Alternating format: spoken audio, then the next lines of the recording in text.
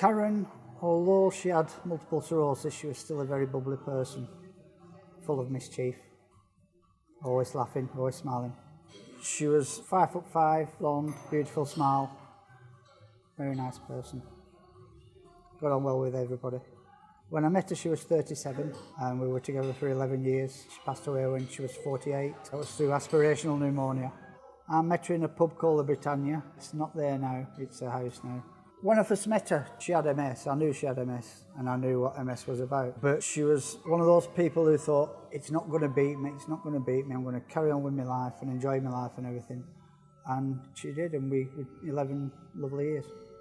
My name is Mick Mannion. For 28 years, while I met Karen at first, I was working at Baxi, an engineering company in Padiham, there for 28 years. And then when that moved to Preston, I took redundancy because Karen's MS had got worse and I wanted to look after her. And I did so till 2012 when she passed away. Multiple sclerosis, it's actually an attack of the own immune system of the body. It attacks its own body. They have found a cure for it now. Hopefully they will let people proper treatment for it. The aspirational pneumonia, it started when reflux acid or anything comes up from the stomach and goes into the lungs, and it causes a pneumonia. Karen passed away after the third bout of pneumonia because the antibiotics won't work anymore for her. She was diagnosed when she was 26, and typical Karen, she thought it's either cancer of the brain or multiple sclerosis, and she thought she was lucky to get MS, really. That's how she was. She was a bonny lass, and as I got to know her, wicked sense of humour and everything, I got to like her more and more, and eventually I asked her out. How did Karen take it? The first night, she took the mickey out of me. Well, we both had a bit to drink, and she went to the toilet and she come back all shaking and everything. And I said, what's happened? And she said, there's a flasher in ladies' toilets. So me being full of Dutch courage and everything, I went in to sort the flasher out, and it turned out to be a fluorescent light.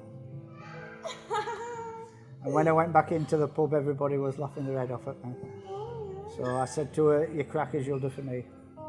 Later on, when she was in the wheelchair, she used to turn around to people and say, there's a funny bloke following me around. And I was like looking around, and I weren't realising she was talking about me pushing her. So she passed away in 2012. She got admitted into Royal Blackburn because they thought she'd had a stroke. She'd been in this nursing home for respite, and the medication was wrong, what they'd been giving her in the rest home. They'd gone off her marchart that had been altered so that she was on double what she should have been, and they were overdosing her. It was meant to be 200 morning and 200 at night, and she was actually on 400 morning, 400 night. So they put her back on the proper medication, but she got a third bout of aspirational pneumonia while she was in, and the antibiotics won't work anymore, and she passed away.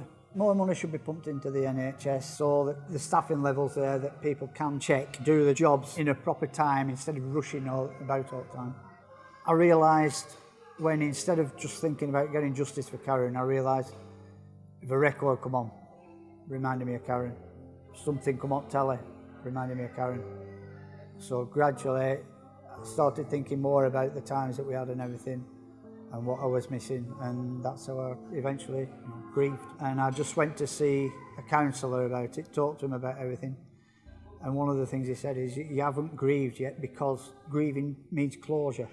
And until you find out why certain things happened to Karen, what did, and get justice for it, you will not have closure, so you can't grieve.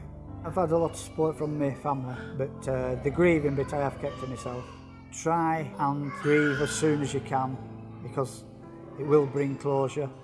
If you've got to fight for something, fight for it. Don't take the word of the doctors. Get in touch with a solicitor and get them onto the case right away, because the sooner it's sorted out, the sooner then you can grieve yourself. Before I met Karen, I would say I was a very selfish person. I used to work hard, play hard, go out till all hours and all this stuff, not bother about anything. Have the odd relationships which I weren't too bothered about, and that, you know, find and flatter them on the bike. But Karen was always one, if she saw a child walking past us in the street, she'd get her purse out and give him £1 to get some toffee or something. and that lot. So, and eventually she wore me down, and I think she altered my attitude towards people as well. And Karen would love what I'm doing now, the work I'm doing now.